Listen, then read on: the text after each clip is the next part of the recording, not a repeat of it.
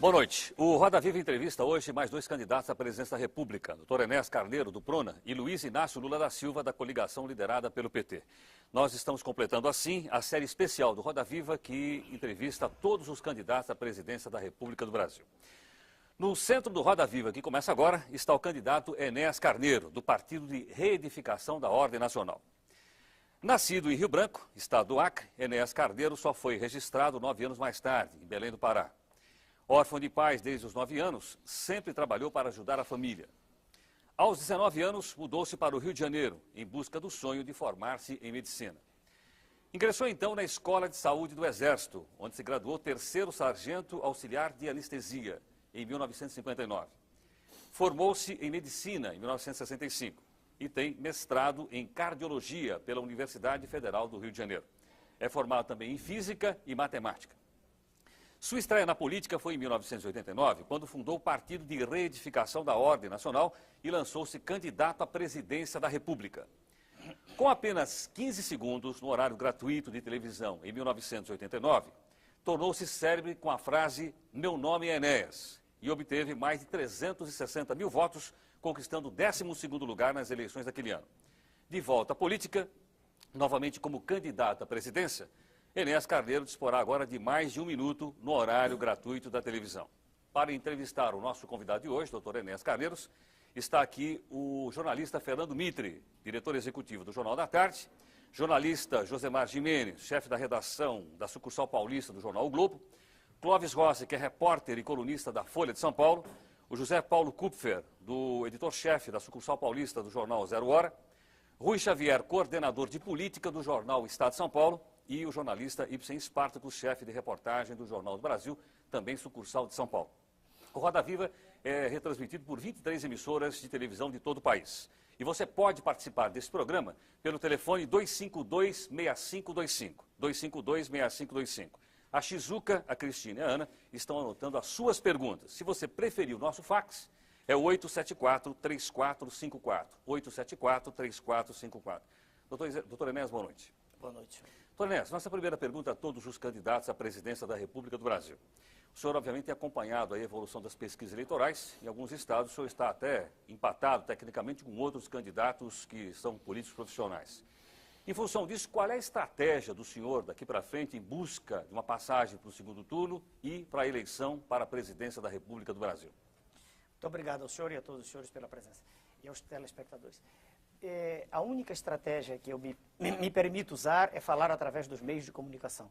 Eu não creio que, para ser atingido um universo como o da população brasileira, de cerca de 150 milhões de pessoas, possa existir uma outra estratégia. Exatamente isso. Doutor Enéas, o senhor vai continuar usando o bordão "Meu nome é Enéas", que eu acabei de ler aqui no perfil do senhor? Ainda não defini isso, uma vez que isso, para dizer essa expressão, que é o meu nome mesmo, eu levo cerca de 2 segundos. Quando tinha 15 segundos, gastava 2. Se usar de novo, gastarei 2 dentro de 1 minuto, que será um tempo bem menor do que o total. Doutor Enéas, o senhor enfatiza muito... Desculpe.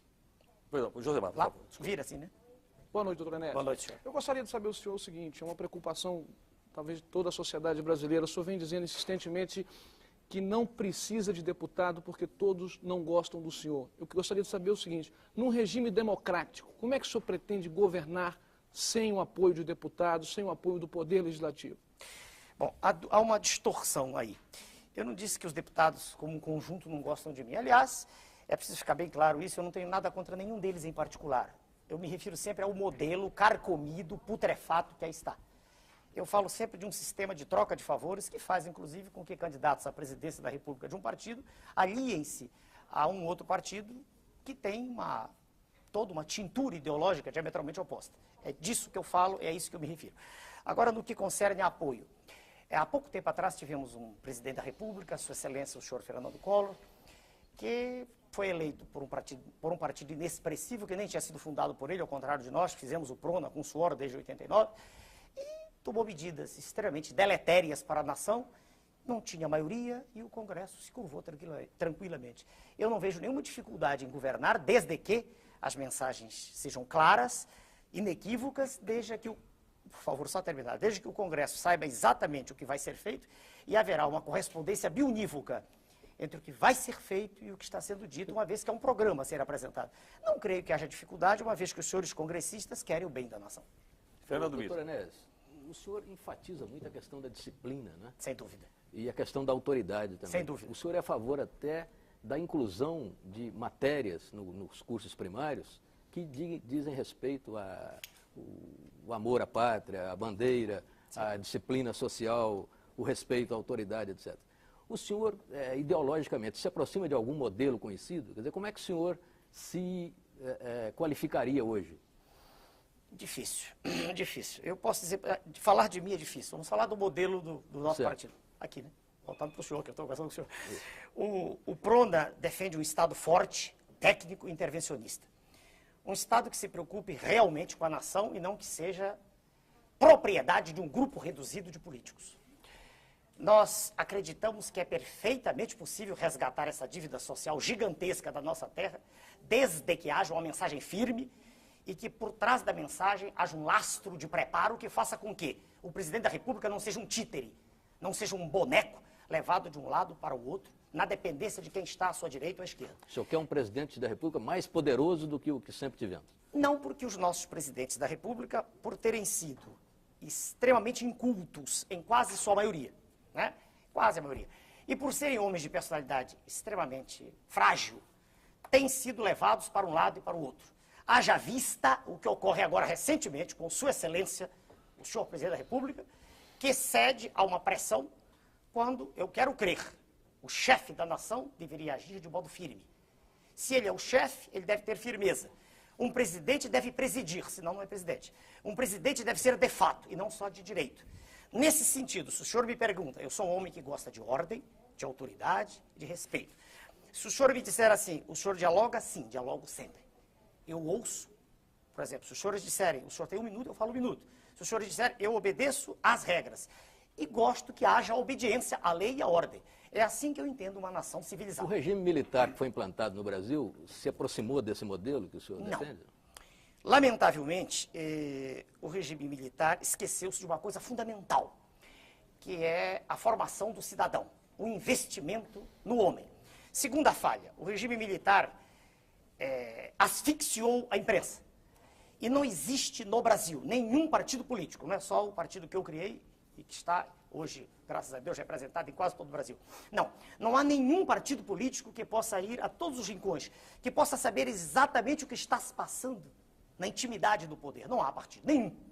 Então a imprensa tem que ter liberdade para isso. E ela terá essa liberdade com a nossa chegada, sem dúvida, para fiscalizar aquilo que está sendo feito.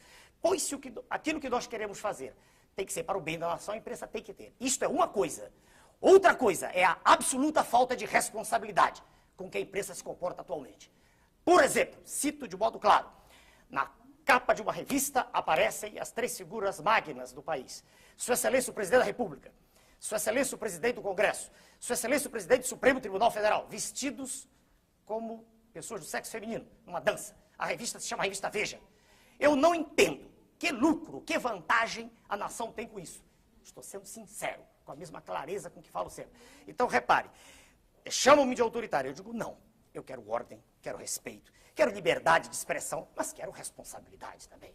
E quero crer que não há nenhum pai de família que goste de, às 7 horas da noite, ligar um instrumento, um aparelho de televisão, e ver na tela expostas cenas de lascívia, de luxúria, de lubricidade, de sexo quase explícito, que deformam a personalidade e a formação dos seus filhos. Eu não acredito que haja nenhum chefe de família lúcido que goste disso. Doutor Enéas. Essas teses são claras, eu estou repetindo como sempre fiz. Tá, vamos a mais uma pergunta. Apenas quero dizer, Clóvis, o seguinte, que o senhor Guilherme Grimaldi de Ipiranga já usou essa expressão autoritária que o senhor mesmo Todos usou usam, agora. normal.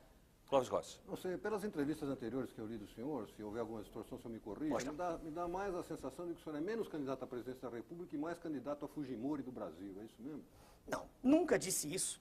Não tenho nenhuma admiração pelo senhor Fujimori, principalmente porque o modelo de natureza macroeconômica que foi utilizado lá repete os ecos da ventania neoliberal que assola o continente sul-americano.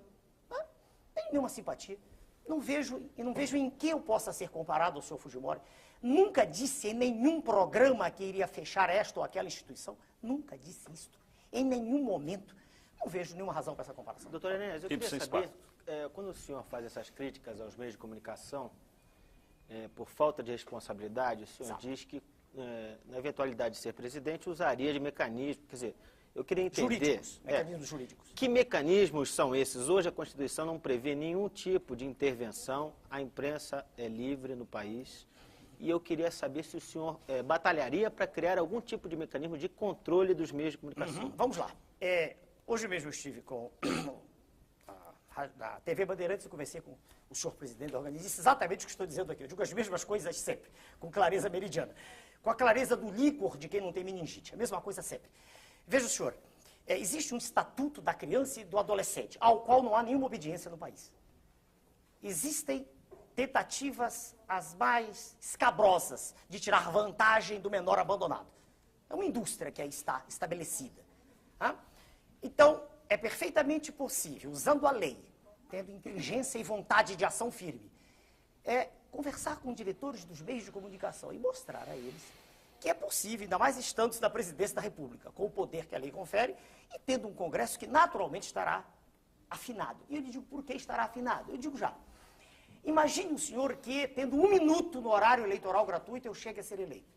Imagine o senhor, apenas como exercício de raciocínio. Eu terei mostrado de forma inequívoca a toda a imprensa brasileira que tudo que é transmitido todos os dias não é o que a população quer. Em todas as páginas dos jornais, eles estão repletos de notícias dos candidatos da imprensa. Aqueles que a imprensa prestigia. Que ela diz que tem experiência política. Como se experiência política fosse andar pelas ruas fazendo greves, gritando, ou fazendo comícios, eu não vejo assim. Eu vejo, senhor, que experiência resulta de aprendizado, de conhecimento do assunto. Por isso eu estou esperando que nós comecemos a falar das questões magnas aqui já. Mas essa é uma questão que pode ser considerada um problema brasileiro. O senhor foi o primeiro a apontar. O problema da forma como que os meios... Respeito à criança que existe hoje. E esse não é um problema brasileiro? Tem um. Eu já citei para o senhor o Estatuto da Criança e do Adolescente e a outra questão também, a qual não se faz referência normalmente, que é o direito de concessão. O direito de concessão previsto na Carta Magna, ele existe porque Sua Excelência, o Presidente da República, assina esse direito. Mas eu só queria, por favor, só queria entender qual é o... emissoras que não se enquadrarem ao modelo que o senhor... Eu queria entender se é um processo de negociação, de discussão com a sociedade, negociação, se seria intervenção... Assim como eu estive hoje com o presidente, o primeiro de uma rede de comunicação, que me convidou para conversar, e só fui porque fui convidado, tá? Jamais impus minha presença a lugar nenhum. Estou aqui porque os senhores mandaram um ofício, claro, calcado na lei, né? Mas eu quero crer que, conversando com os diretores, presidentes dos meios de comunicação, como todos são chefes de família, e apenas eles participam do processo, porque, quero crer, não há outro jeito, é uma briga por ibope, quando se ficar claro, quando não houver dúvida, quando for irrefragável a tese, que existe comando na nação, e nessa história de faz de conta que aí está, sabe? Perdoe-me, essa bagunça generalizada que hoje é o Estado brasileiro, fraco, incapaz de tomar decisões, mal informado, mal organizado, com uma desordem em todos os níveis. Quando ficar claro que não é mais assim, eu quero crer que não será difícil. Pois não. Nós temos mais uma pergunta do jornalista, antes eu queria que o senhor respondesse ao nosso telespectador, José Carlos Plácido, da Vila Olímpia. Ele quer rapidamente saber do senhor o seguinte: se o senhor não passar para o segundo turno, o senhor aceitaria ser ministro de algum outro governo? Com todo respeito ao telespectador, com todo respeito ao senhor telespectador, é impossível... Fala aqui? Pois não. É impossível, senhor que fez a pergunta, muito obrigado ao senhor, mas é impossível ser ministro de um governo inepto. Veja o senhor que perguntou o que acontece agora com, não me lembro, o senhor Osíris, o senhor secretário da Receita. Não adianta, imagine o senhor que eu fosse, por hipótese, que aceitasse essa tese. Jamais aceitarei com o modelo que aí está, jamais. Já declarei isso por escrito, em documento que está registrado em Brasília. Não quero ser profissional de política, não gosto disso. Eu quero ser um estadista, quero endireitar, quero fazer com que a nossa nação respire, com que a nossa nação possa emergir desse lodaçal em que ela está mergulhada. Como eu poderia aceitar ser ministro se, quando qualquer medida firme fosse ser tomada, imediatamente eu seria obrigado a demitir-me? Como posso eu aceitar teses de um candidato à presidência da República, que é o representante legítimo das multinacionais no país? Quem é, doutor Ernesto? Sua Excelência, o senhor Fernando Henrique, é o representante legítimo das multinacionais no país? Legítimo.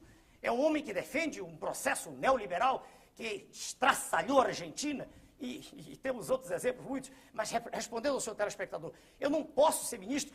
Veja o senhor, se eu quisesse ter qualquer cargo, eu teria sido candidato a deputado federal e sem nenhum convencimento estólido, sem nenhuma bobagem, eu teria tranquilidade de eleição em qualquer estado, qualquer unidade da federação. Ok, Tonés, pergunta agora do jornalista Rui Xavier. Pois não, Ouvindo o senhor assim, a minha sensação é que o senhor ficou mais duro.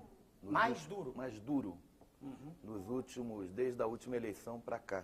Quer dizer, eu lendo o noticiário aqui, várias reportagens sobre o senhor. Posso tomar também, água aqui? Pode, à vontade. Pois não. Também me dá essa impressão, e parece que passa essa impressão, que o senhor ficou uma pessoa mais dura, mas tem aqui até algumas reportagens que diz, tem um título aqui que eu não vou conseguir localizar aqui, que diz, chegou o neofascista, o novo neofascista. Então, minha pergunta para o senhor é o seguinte, o senhor mudou? O que houve com o senhor? Quer dizer, anteriormente o senhor passava uma impressão mais simpática para... E agora está uma coisa mais dura, falando mais. Posso responder? Pode, claro, vontade. Com respeito à sua pergunta e a tudo que ela possa traduzir, né, de modo explícito ou implícito. Veja o senhor, eu sempre falei durante os 15 segundos com o mesmo tom enérgico que eu falo agora. Isso é da minha personalidade. Eu não sou homem de meias palavras. Eu tenho clareza no que penso e no que digo.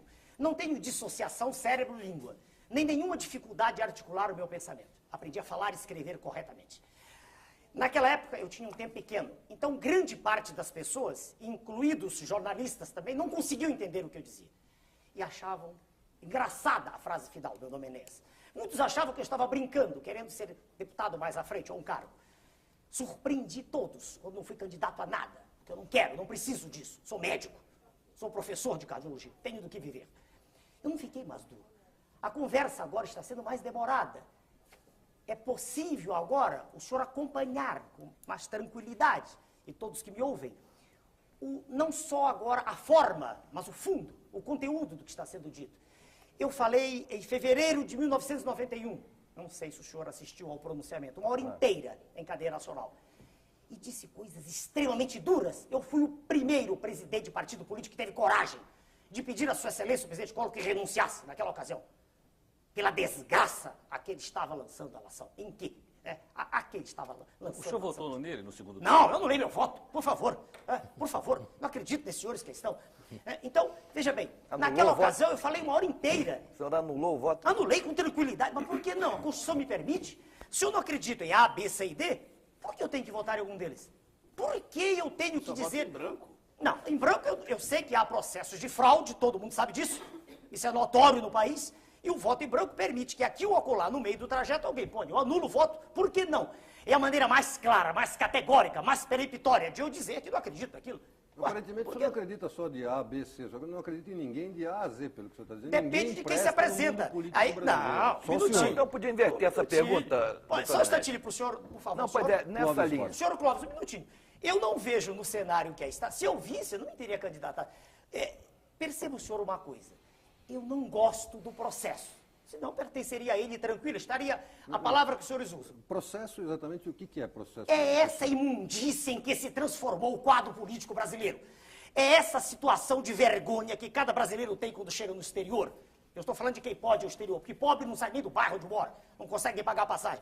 Essa situação de mentira que é lançada nas telas da televisão e nos jornais todos os dias. E vou dar exemplos para os senhores, vamos falar de coisas concretas.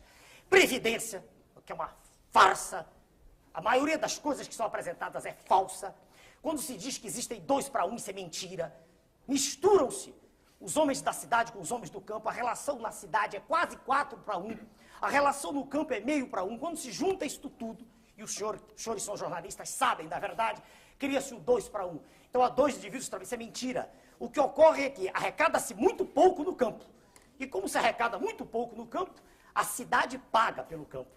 Então tem-se a impressão que a Previdência está falida. Ela tem, aliás, um saldo de $1 bilhão. O que se quer é privatizar tudo para que grupos espúrios, né, tomem conta e aí o Estado fica endividado, como aconteceu no Chile. O Estado fica endividado. E os grupos têm um grande negócio. Então, eu deixo de ser bem claro. Quando você disse o processo, eu quero dizer o seguinte, eu não gosto dessa maneira como um candidato a presidente se curva. Para ser eleito, ele se curva. Ele não acredita na força dele. E ele faz composições, ele procura um vice, ele procura um... Para quê? Para que ele tenha votos. Eu não faço isso. Eu sou exatamente o mesmo. Meu candidato a vice-presidente é o Almirante. Almirante Roberto Gomes Silva. O homem que não vai me trazer voto, não é nada disso, apenas ele foi um homem que no governo Figueiredo lutou pela nacionalização, lutou contra a desnacionalização das nossas jazidas. Ele lutou contra esse processo de sangria, né, do qual nós somos vítimas, exportando minério in natura. Ele lutou contra isso. Deixa eu lhe fazer uma pergunta. Pois não. Do que o senhor gosta nesse processo todo? O senhor já falou de muita coisa que o senhor não gosta. Por isso eu entrei. Tudo bem, mas deve ter alguma coisinha, porque o senhor não vai destruir tudo para montar tudo sozinho. Não, mas eu acabei de falar para o senhor, me perguntou, não sei o nome dos senhores, sobre o Congresso, e eu disse que eu não acredito. Deixa eu me definir bem. Vamos falar do Congresso. 503, né? 503. Eu nunca disse, veja o senhor, que um indivíduo A ou B é um partido. Eu nunca disse isso. O que eu vejo é o seguinte, existe um modo de comportamento que se tornou a regra do processo. Esse modo chama-se hipocrisia. O cidadão não tem coragem de dizer a verdade. Ele tem medo de perder voto aqui, perder voto acolá, ele faz aliança O senhor inclui os deputados do PRONA também, doutor Enéas? Se acontece com eles? Olha, eu não sei lhe responder. Eu tenho um deputado no PRONA federal, dona Regina Gordini. E foi o único deputado que veio para o PRONA. E se o senhor disser que ela fez aliança, eu quero crer que não. Tá? Eu quero crer que até hoje ela tem sido de uma lealdade extrema e, muito embora facilmente pudesse estar em outro partido, agora mesmo disseram que ela tem 2% das intenções de voto, saiu no Jornal do Rio de Janeiro, ela se manteve leal a mim. Sem ela, eu não teria entrado com uma ação de inconstitucionalidade, e o senhor conhece, pela Constituição, eu só poderia entrar com essa ação se tivesse um representante. Então, quando o senhor falou agora em aliança, eu quero crer que ela não fez nenhuma aliança. Não vi, não tenho nenhuma informação. Nessa linha de raciocínio, eu queria que o senhor me explicasse a pergunta do jornalista José Paulo Cuco, por favor. O senhor ou o senhor? Eu. O senhor? Isso, meu nome é Zé Paulo. Sim, senhor, Zé.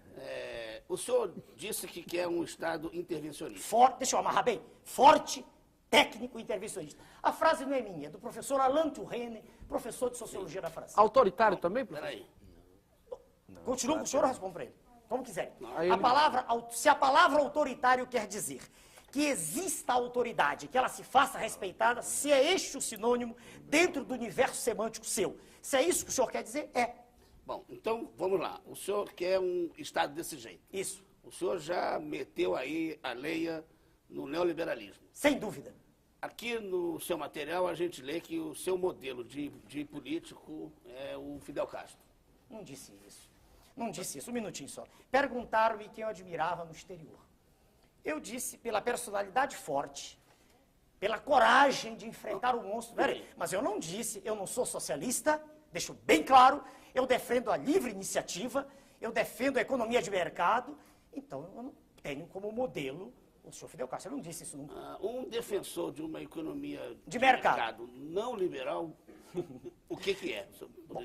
Ele me perguntou... Posso complementar? Como é que pode combinar a defesa da economia de mercado com um Estado forte?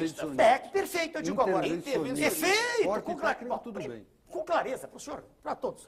Veja bem, primeiro que o que está diante de nós é toda uma encenação, é toda uma farsa. Vamos devagar. Primeiro que o Estado intervém sempre.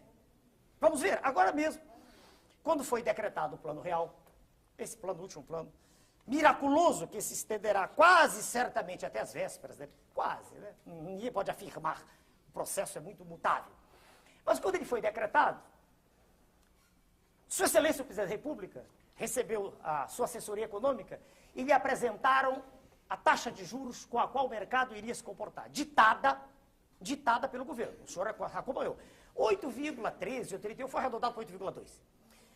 Agora, hoje ou ontem, um senhor saiu no Globo ontem, 21, por esses dias agora, saiu no Globo, que é impossível continuar com isso. O serviço da dívida pública, o serviço dela, está em torno de 4 bilhões de dólares mensais. Diz o professor Dércio Garcia Munhoz, que não é do PRONA, não é do nosso partido, que não quer dizer nada. Não quer dizer nada. É uma pessoa porque eu tenho profundo respeito. É professor titular de Política Econômica e Economia Internacional em Brasília. Diz ele, não são 4, não. Estão contando só com os títulos em poder do público. Mas se levarmos em conta os títulos do Banco Central, e o Tesouro também paga esse serviço a eles, chega a 6 bilhões de dólares. Ora, meu Deus do céu, não é intervencionista. Só que é intervencionista a favor dos grandes grupos. Eu estou falando de grupos financeiros, não estou nem falando mais em empresa. A empresa, todas estão perdendo. Só as muito grandes que não perdem. As empresas médias, pequenas, todas estão perdendo. Não há estímulo nenhum para o investimento, em produção nenhum. Então, quando eu digo intervencionista, eu digo isso com firmeza, querendo dizer o seguinte, vai intervir mesmo contra esse monstro cuja cabeça está lá fora, no G7, não sei qual deles. É um conjunto, o senhor sabe, harmônico que funciona ali no norte, né, da Pax Borealis. E os tentáculos estão aqui dentro, com os vendilhões da pátria aqui dentro. Então, para repetir com clareza, aceita a economia de mercado, sim, e é intervencionista, sim, não naquilo que a empresa está fazendo, é intervencionista naquilo onde pode ser, eu termino já, na taxa de juros, que será conosco, no mínimo no nível internacional, deixaremos de ser o campeão da usura mundial, com taxa de juros que ultrapassa 28, 30, vou embora as nossas agora. Segundo, na tributação. Por que não? Se ao Estado cabem esses direitos de intervir, e é conversa fiada que é o mercado que faz. Acabei de mostrar agora que a equipe econômica chegou ao presidente e disse, vai ser tantos, né? Perguntou e confirmou que ia ser tanto. Ora, se o Estado pode intervir, por que não o fazer? Uma vez que taxas de juros são embutidas obrigatoriamente nos custos. Pois não. Os telespectadores estão insistindo em Claro, fazer perguntas do senhor e eu estou aqui representando. me desenvolveu. Pois é, nessa linha de raciocínio, o senhor Ernesto Liviano, de São Paulo, o senhor Marcos Vinhares, querem saber em resumo o seguinte, afinal, o senhor mantém ou o senhor muda o plano real se for eleito presidente da República do Brasil? Pelo amor de Deus. Para onde eu viro? Telespectador? Com todo respeito ao senhor e à sua pergunta, como brasileiro, seria o ideal, né? Eu estou falando aqui no nome de todas as pessoas que nasceram nessa terra, como eu. Seria o ideal para nós que desse certo. A situação do nosso país é de trazer lágrimas aos olhos. Qualquer brasileiro sente tristeza de ver o que está acontecendo. O poder aquisitivo foi levado lá embaixo. Qualquer pessoa com o mínimo de lucidez intelectual percebe que o poder aquisitivo caiu fragorosamente desde a primeira etapa do RV, até a última etapa. Quer dizer, claro que como brasileiro eu gostaria que isso desse certo, mas é impossível dar certo. Primeiro que é impossível dar certo... Doutor Ernesto, desculpe, mas que evidência o senhor tem que o poder aquisitivo caiu da URV as para cá? notas, o desafio é feito assim como eu fiz o desafio sobre voto, quando perguntaram sobre quanto eu tenho de voto, eu convidei um senhor jornalista, o senhor Marcelo, do Jornal do Brasil, e disse, o senhor quer ir à rua comigo? O senhor quer escolher a esquina? Como é que o senhor explica, então, que nas pesquisas mais de 70% dos entrevistados apoiam o plano? E até entre os eleitores dos maiores adversários do Fernando Henrique? Fui eu quem mudou o fio. Eu estava falando de mim. Assim como eu tenho a prova hoje de que não é exatamente a realidade, que os dois, três não são exatamente a realidade, há um pouco mais, né, esses que apresentam. Assim também eu tenho certeza, o indivíduo apoia porque ele está iludido. Ele olha para a moeda, ele vê uma moeda pequenininha, que não valia nada há pouco, e ele sente, puxa, meu dinheiro está valendo. O senhor mesmo disse, não valia nada há pouco, agora vale. Mas é verdade. Então isso é positivo em si? Sem dúvida, do ponto de vista de máscara... Então o senhor já descobriu alguma coisa de positivo Mas no plano? espera aí, se é positivo enganar o público... Mas isso é enganação? É. O senhor acabou de descrever que o povo agora tem uma moeda não, a que vale. moedinha na mão escute, eu não vale, disse a que antes moeda não no valia. sentido do termo macroeconômico, por certo, favor. eu sei. A moedinha vale. Peraí. Antes não valia. Não valia nada. Porque... Então melhorou. Espere. Mas é falso porque o que é mais importante não é aquele valor dela, nela, íncito a ela, próprio dela. É o poder de troca, é o poder aquisitivo. E ele não existe. Mas isso se mantém. Não diga isso, por favor, Doutor senhor. Enéas. Por favor, o poder aquisitivo caiu. Doutor Enéas. Eu não trouxe aqui, mas é possível provar isso. Qualquer pessoa que saia com dinheiro na mão para comprar agora e o faça... Mas há uma contradição em termos do que você está dizendo. Quer dizer, antes havia um dinheiro que não valia, agora há um dinheiro que vale. O dinheiro que vale é aquele que compra. Espere, devagar. O que não vale é o que não compra. Por favor, eu preciso responder para haver clareza. Uma moeda, aquela moeda de metal, aquilo que é simbólico, antigamente, ela não existia porque estava tudo fragmentado. Hoje, esse centavo, ele vai de... se o real é 2... Vale mais de meio dólar. Exato. Mas eu quero dizer que o que essa moeda pode comprar é menos do que os 2,750 podiam. Isso é que eu quero dizer. Entenda-me. A moeda em si, ela vale 2.750, digamos R$1. 2.750. Só que ela compra muito menos do que os 2.750 compravam. Mas, doutor Enéas, o senhor acha então que a população é tola o suficiente para... A população como é natural em todo e qualquer grupamento humano, ela se deixa levar por um processo colossal de anestesia. É natural isso. Só que isso passa. Essa anestesia, um minutinho. Essa anestesia ocorre em todos esses movimentos. É natural isso. Essa anestesia ocorre todas as vezes que os meios de comunicação, de um modo maciço, apresentam uma ideia. Isso Doutor Ernesto, a dona Maria Helena Prenhorato, nossa telespectadora, quer saber quem é o ministro da Economia do senhor. Quem é que o senhor vai nomear para o Ministério da Economia? Ora, isso... Respeita a senhora... na área econômica, hoje, eu tenho duas pessoas que me ajudam muito. Um é um membro do partido, do PRONA. É um professor da Escola Superior de Guerra, Dr. Marcos Coimbra. titular de análise quantitativa da Universidade Estadual do Rio de Janeiro. Estou me dirigindo para a tela, né? E a outra pessoa não é do Prona, que eu citei antes, é o professor Dércio Garcia Munhoz, por que eu também tenho muito respeito. Mas eu não tenho compromisso com nenhum dos dois de dizer que um deles é o ministro. Em nenhum momento, não há esse compromisso estabelecido. No decorrer do processo, pode ocorrer de um deles dizer, não, doutor Enéas, é melhor escolhermos uma outra pessoa, eles mesmos. Isso para nós, do Prona, não é fundamental, nós não estamos trocando cargos. Eu, por exemplo, o professor perguntar sobre o ministro da Saúde, tem um número enorme de médicos. Eu dei aula para mais de 20 mil médicos. É facílimo escolher alguém. Isso não é preocupação nossa, né? Não é. Doutor Enéas, nós vamos fazer um pequeno intervalo e nós voltamos daqui a pouco com nossa sequência do Roda Viva Especial, entrevistando o doutor Enéas Carneiro, que é o candidato Prona à presidência da República. Nós voltamos já já.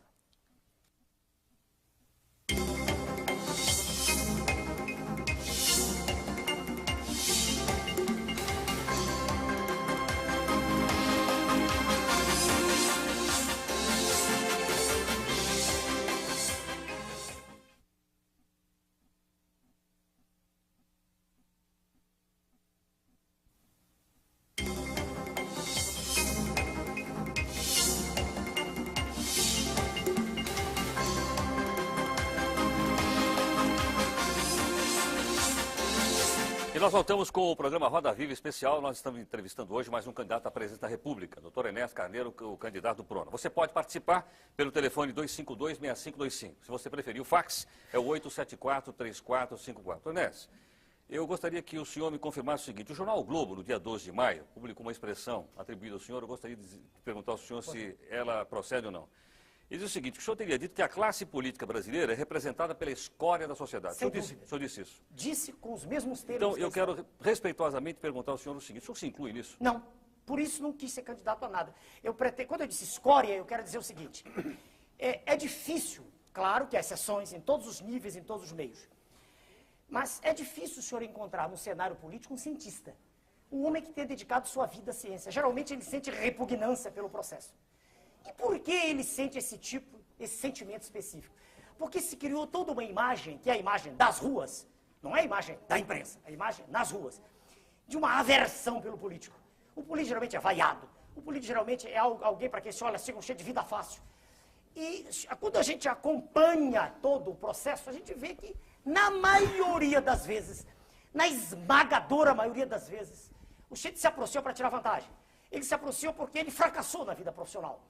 Ele não é um indivíduo que tenha tido uma carreira com brilho naquilo que faz. Doutor Enéas, desculpe, nós temos aí concorrendo o maior líder da história do Brasil, que é o Lula, e um brilhante intelectual de nível internacional, que é o Fernando Henrique. Muito bem. O senhor me obriga a caracterizar de modo pessoal, que eu não gosto de fazer, mas quando o senhor diz líder, perdoe-me, se o Partido dos Trabalhadores tem uma estrutura de pensamento tão forte, por que na sua linha de frente, para o cargo máximo da nação, ele apresenta uma pessoa, não tem nada em particular com esse senhor, mas que é uma pessoa sem preparo? Como sem preparo? O Por preparo favor. só se adquire na academia? Exatamente. Chegaremos lá. O conceito de preparo Isso não faz se limita sentido. aos sábios. Não, preparo. Eu nunca disse que era sábio, senhor. Não digo isso. Eu sou um estudioso de ciência. Veja bem, quando eu digo sem preparo, vamos ser claros, todos nós. Existe uma mística que é criada no sentido de proteger o cidadão A, cidadão B. Por favor, o que é preparo? Preparo adquire-se de modo formal nas escolas. Eu não consigo aceitar, e por isso eu me sinto muito, um minutinho, senão, deixa eu terminar a expressão, claro, o senhor tem todo o direito de claro, redarguir. claro. Se as escolas não servem para nada, para que elas foram criadas? Não, quem disse que não serve? Isso é um minutinho. Então, se o curso primário, o antigo... As escolas brasileiras hoje servem muito pouco. Bem, eu não fiz a escola atual, senhor. Eu fiz há 50 anos atrás. Sim, mas o senhor concorda que hoje ela serve muito pouco, né? Elas servem pouco, mas é melhor a escola do que a não escola. Permita-me só terminar o pensamento aqui. Se eu não consigo entender que se lance a candidatura da República, não consigo entender, e que haja um aplauso de um grupo, né, a uma pessoa que nunca estudou, que se exprime com muita dificuldade, em linguagem falada ou escrita, e que, perdoe-me, fala do que ouve. Eu não conheço nesse senhor, né, o candidato do PT, nada que nesse período todo de 79 me tenha impressionado no que concerne alguma análise profunda de questões sérias. Eu nunca vi isso. Eu não sei como uma pessoa que nunca foi educada e nunca educou ninguém pode falar de educação, eu não entendo. Agora, se o senhor diz que eu estou ofendendo, eu não estou ofendendo, fazendo um diagnóstico. Você está mostrando um preconceito absurdo. Não, não é preconceito. Veja o senhor, para dirigir um avião, exige-se um curso, Claro, um treinamento. não há nenhuma dúvida. Para dirigir uma escola, exige que a pessoa tenha um diploma. Para ser presidente da República, não se exige nada. Exige que seja um Mas, cidadão como é que o que presidente tenha legitimidade no seu poder, que tenha o apoio da sociedade. E essas são as Desde que exigências. esse apoio seja manifesto, não dessa forma que é. Como dessa Metade da população se diz insatisfeita, 56% são as estatísticas. Agora, o senhor expõe em todos os programas, nas primeiras páginas de jornais, todos os dias, desde 1979, as mesmas pessoas. Os senhores, e tem as suas razões para isso, os senhores têm todo o direito de ter seus candidatos. Não, Não, é natural. Por favor. É natural. Por Em favor. 89, não é essa a questão. É, sim, senhor. Não Porque estou com minutinho. meus candidatos, nossos candidatos. Em não é 19... isso. Não, os senhores me chamaram porque a lei assim o exige hoje. Em 1989, eu era a mesma pessoa, tão preparada quanto sou hoje. Os mesmos diplomas que tenho hoje. Nunca houve um órgão de comunicação, nunca não. O senhor Jô Soares me chamou, me deu essa oportunidade. Mas ninguém se interessava, era uma pilhéria. Eu era um motivo de jocosidade, era uma figura para os senhores histriônica. Estou falando em geral. Pode até haver no conjunto dos senhores alguém que admita, que aprecie o que eu digo. Agora, então, se há o preconceito não é meu. O que é que deveria fazer a imprensa quando vê um médico que trabalhou a vida inteira, que ensinou a vida inteira, que formou jovens, que nunca chegou atrasado ao seu curso, que deu exemplo de cidadania formando pessoas, que se dedicou sempre ao trabalho e não fazendo greves, estudando e trabalhando? Por que a imprensa não foi perguntar para mim o que eu pensava em 89? Por que, um minutinho, porque só 5 anos depois, quando eu provei de modo categórico que não queria pertencer ao sistema, por que só 5 anos depois a imprensa se interessou? Dê-me uma razão. Eu dizia as mesmas Qual é coisas. a vantagem que tem o cidadão que educou, formou, etc. E tal, Ele de um sabe. operário comum, não estou me referindo ao aluno, um operário comum que educou os seus filhos, Não, que ele não ensinou educou, os seus foi a escola que filhos, educou. que trabalhou a vida inteira e que fez greve também, que é constitucional, minutinho. perfeitamente constitucional. O Um seu minutinho. viés autoritário transforma a greve num pecado mortal. Está na Constituição. A greve é um direito inalienável do trabalhador. Eu nunca disse o contrário, está no manifesto do meu partido. Isto é uma coisa. Outra coisa é viver disso. É fazer disso profissão de fé. Outra coisa é não ter feito nada além disso na vida, como, aliás, o jornal do senhor escreve sobre mim, não sei quem, não me lembro, porque eu não gravo o nome dos senhores, que diz que a biografia do senhor candidato PT é melhor que a minha. Mostre-me o currículo do candidato PT. Mostre-me o que ele fez ao longo da vida. Doutor Nossa, Enéas, por favor. o senhor eu estou obrigado a Doutor dizer. Enéas. Pois não. O senhor está sugerindo que para a presidência Da República. da República façamos como se fazia até, de certo modo, na Grécia, um concurso de livre docentes? Olha, um concurso seria algo extremamente mais legítimo do que isso que aí está. A lei eleitoral foi feita assim agora, dizer que é muito boa. Ela é melhor do que a anterior, mas ela foi feita assim, veja o senhor. Ela dá a um candidato 7 minutos de exposição, apesar de estar todos os dias nos jornais. Dá outros 5, 6. Eu terei 1 minuto para expor. Eu lhe garanto uma coisa, e digo para o senhor e para todos que ouvem. Exprimindo-me durante 13 minutos, não haveria segundo turno. Eu vou dizer por quê. Porque, espera aí, se o senhor conversar com o homem da rua, o que ele quer ouvir é exatamente o que eu estou dizendo. Não tenha dúvida. Eu queria Não que o tenha senhor me desse uma resposta. Pois não. Seria melhor que fosse um concurso de livre docência, de, Olha, de títulos e Olha, Cargos. veja bem, devagar. Eu quero dizer o seguinte. currículos? Para responder ele, por favor. Dever-se-ia exigir um mínimo. Não é um concurso para docência, que isso pressupõe uma especialização. Né? Isso pressupõe a entrada numa seara específica de atividade cognitiva. Não estou dizendo isso. Não, Sim. um mais diplomado, um mais Não necessariamente. graduado. seria o presidente. Exige-se um mínimo de preparo. Mínimo. Segundo, Preparo formal de faculdade. formal. Eu não conheço preparo, veja o senhor, a não ser, é claro, isso é raro, a gente encontra o autodidatismo, que eu fiz em algumas disciplinas. Mas a formação curricular é fundamental para que uma pessoa possa manifestar-se acerca de um tema. Estamos todos aqui. Se alguém fizer a pergunta do auditório, aqui não há um auditório, se fizer a pergunta da rua, qual é a natureza da luz, se não houver ninguém aqui que tenha Mas, estudado doutor ciência... Enéas, minutinho, por favor. perdão, só um segundo. O senhor está desse jeito, e se vamos pensar só para pensar, ir para um certo extremo, impedindo que o povo vote. Quem Ele disse não isso? tem preparo Eu não disse isso. para opinar sobre assuntos dessa Eu não natureza, disse isso, doutor eu Enéas. não disse que... Veja, senhor, se eu não Sim, mas o aceito... senhor disse exatamente isso. Não, eu falei de quem vai dirigir. Veja, Não, senhor... mas quem vai escolher também tem que estar preparado Não. para uma missão O raciocínio tão leva a complexa. isso. O raciocínio Não, leva a leva isso. isso, doutor. raciocínio, Não, doutor não Enéas. disse isso. Veja o senhor, Para o Só cargo... votariam os homens bons, aqueles com certo nível de A preparo. República sensitária. É natural que os senhores pensem assim, e é natural que os pontos de vista sejam diametralmente opostos. Claro, eu respeito. Mas eu não disse isso. Eu disse o seguinte, primeiro que a discussão não leva a nada, porque a Constituição aí está e vai ser como ela determina. É eleição. Não, E qualquer são pessoa, mesmo conceitos, semi-analfabeta, como é o candidato do PT, é candidato a presidente, está tudo bem. Isso não tem dúvida nenhuma. Agora, representa um protesto da classe média contra o que aí está, o que sempre esteve, quer dizer, há muito tempo está, há muito tempo. Porque o senhor Getúlio Vargas era um homem preocupado com a nação, sem dúvida. Estou elogiando um aqui. Doutor Neves. eu queria abrir- Getúlio eu queria Vargas e Fidel abrir- Castro já são dois ditadores. Bom, se o senhor elogiados. quer olhar sob esse prisma, se para o senhor é extremamente elogiável um presidente que é um boneco, se o senhor gosta disso, eu respeito sua tese. O que está nos seus esquemas, eu não penso assim. Dê-me o direito de pensar diferente. Não, lhe dou o direito. Eu só exato. quero que o senhor diga. Não, mas- Então, vamos voltar à pergunta do Fidel Castro. O senhor disse que não era bem assim. Mas não é assim por causa do socialismo. Qual é o seu modelo de estadista, vai? Estadista, vamos Do devagar. presente ou do passado? Do passado. Vamos para homens de personalidade forte que me impressionaram. Não são da minha geração, então só leitura. Meiji no Japão, criador da Era das Luzes, que endireitou o Japão e preparou o Japão para ser a potência que é hoje. Só que Criou as bases. ele era um absolutista e não foi eleito pelo povo. Sim, isso é irrelevante. Getúlio Vargas foi ditador e depois foi eleito. O que provou que o povo queria ou Quer dizer, ser desejava. absolutista é irrelevante para o senhor, foi isso que eu vi? Quando o senhor diz absolutista, precisa ter Não, cuidado. foi O ele senhor que volta a Luís XIV. Não, é a né? história do Japão Não, que diz. Pois é, então. Não, eu estou citando homens que têm coragem de agir contra o poder constituído, contra esse sistema apodrecido que faz com que uma terra que é a mais rica do planeta, uma terra que é abençoada no seu subsolo, que tem a maior riqueza de água potável do planeta. Doutor Neves. Peraí, doutor- que não, faz com que doutor essa Neves. terra esteja mergulhada nesse processo Doutor Neves. há muito tempo e não saia dele, Doutor não Neves, tem a possibilidade doutor de Neves, sair. já que o senhor tocou na questão da terra, eu gostaria que o senhor voltasse ao programa do senhor e o senhor respondesse ao senhor Ivan de Souza, de Jacareí, no interior de São Paulo. Posso tomar água? Qual é o projeto do senhor sobre reforma agrária?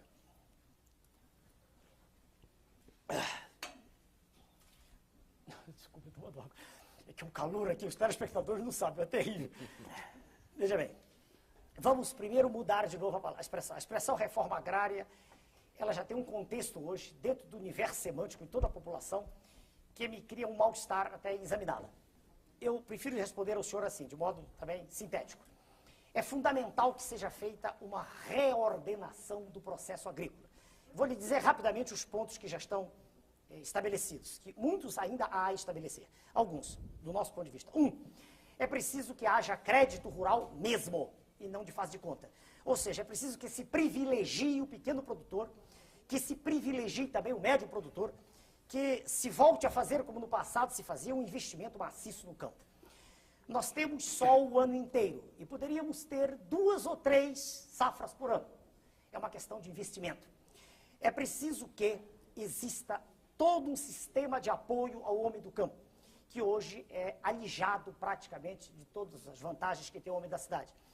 É preciso que haja uma preocupação de toda a nação, e essa preocupação, a nosso vez, só existirá, no nosso caso, em nós deixarmos de ser corredor de exportação, que se exportem os excedentes e que se mitigue a fome. Doutor Enéas, talvez o senhor tenha esquecido de uma coisa talvez que seja importante. Terra para esse homem que o senhor está dando crédito, está dando assistência, assistência técnica, etc.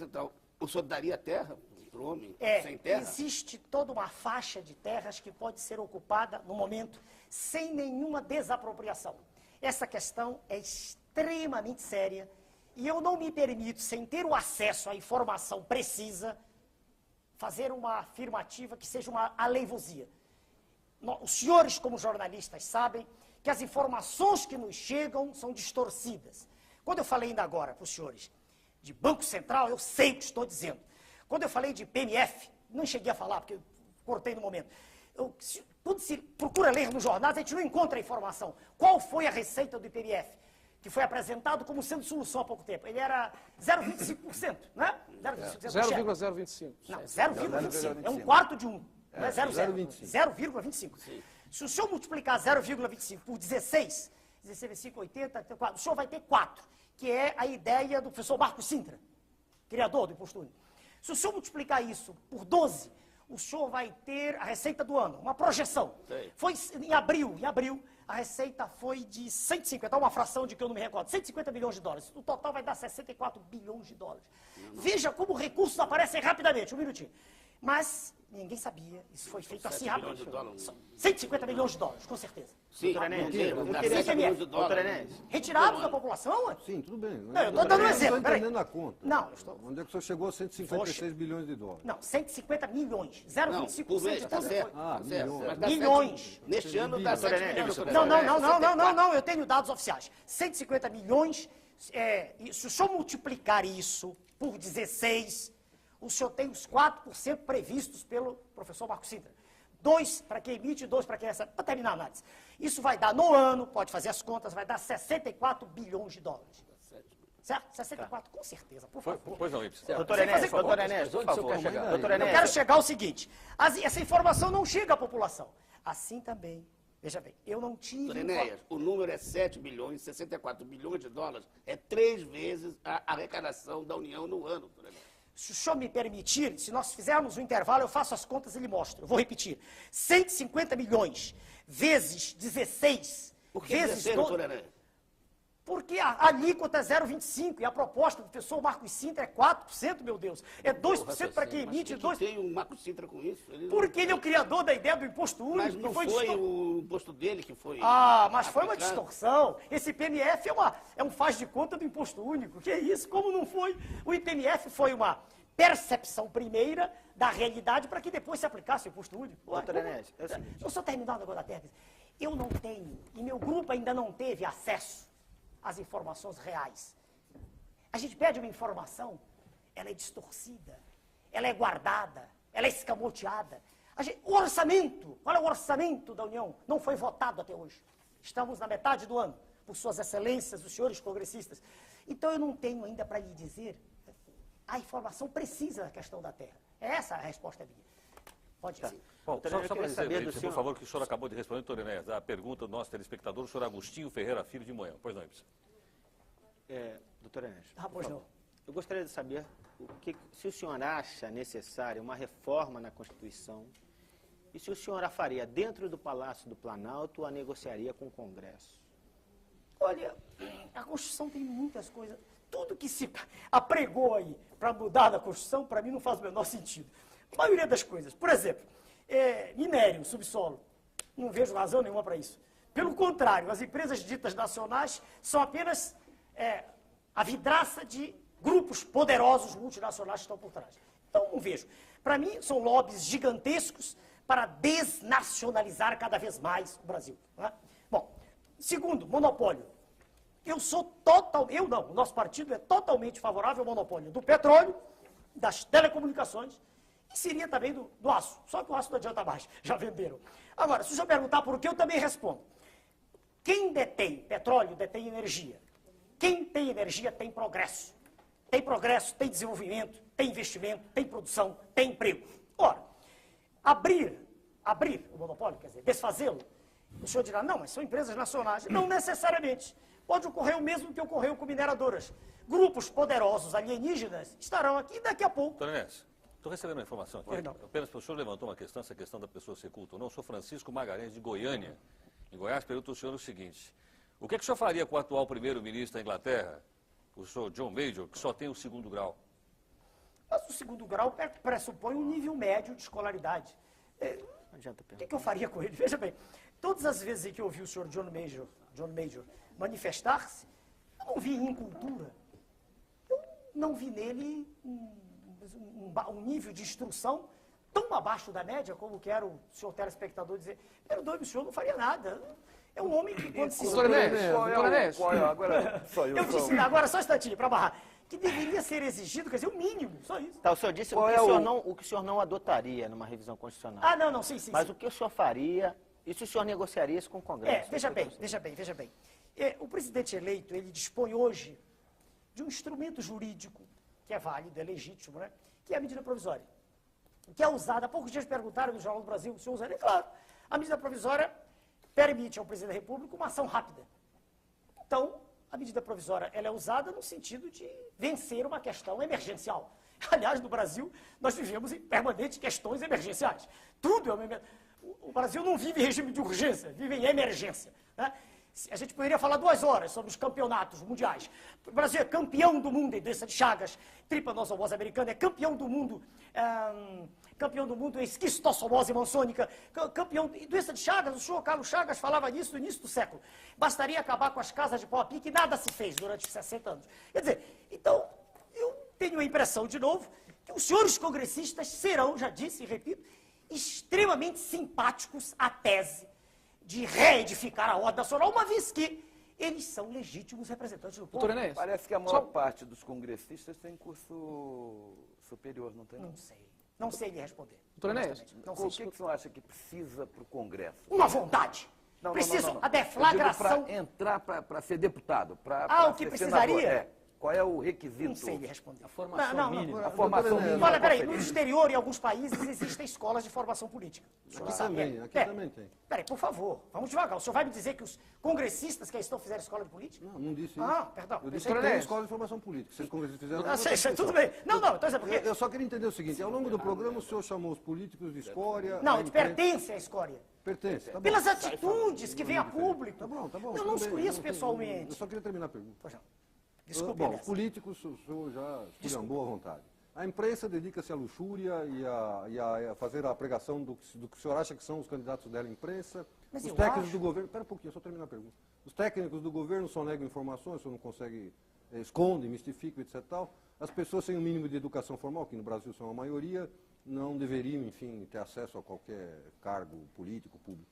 Além do senhor, quem mais presta no país, doutor Enéas? Mas que maneira inteligente do senhor me lançar contra a população. Veja bem, é uma maneira extremamente inteligente, que um caracteriza o que eu vejo nos seus escritos, quando vez por outra leio, aliás, escritos interessantes no seu jornal. Veja o senhor, eu não fiz nenhuma apologia aqui, veja, de ser eu a única exceção. Eu disse no quadro de candidatos à presidência da República. Vamos botar um ponto exatamente em cima do i. No que está, no que chegou como candidaturas à presidência da República, eu não vejo nada que me impressione, por favor, para ser claro. Eu não disse que não há indivíduos. O senhor quer saber onde há um número enorme de indivíduos de valor, gigantesco, fora da política. Nas Forças Armadas. Fora da política, não necessariamente. As Forças Armadas têm indivíduos de valor, o senhor não gosta delas, é um direito que o senhor tem. Mas há indivíduos de valor... Não tem nada a ver com isso. Não, é evidente. Eu leio alguns dos seus escritos, não leio todos que não tenho tempo. Mas veja bem, há uma reação natural dos senhores, porque os militares se caracterizam por uma coisa chamada ordem, disciplina, respeito, coisas de que eu gosto também. Mas Agora, nós não. Nós queremos a desordem. olha, os senhores, perdão, de novo, os senhores, Pelo amor de Deus, a imprensa, ela se caracteriza e ela vive, digamos, ela se nutre do escândalo, perdoe. Médicos, colegas meus, fazem trabalhos extraordinários no Brasil. Isso não é notícia. Notícia é o estuprador de menores. Ele vai para a página da revista Veja, vai para a capa da revista Veja. Por que o senhor está falando tanto da revista Veja? Eu citei 2 vezes, é o órgão de maior poder de penetração, né? Ué, não é o órgão. O dia desse, um senhor dele ligou para mim que fazia entrevista. Eu falei, não, eu faço entrevista com os senhores com gravador, com qualquer órgão.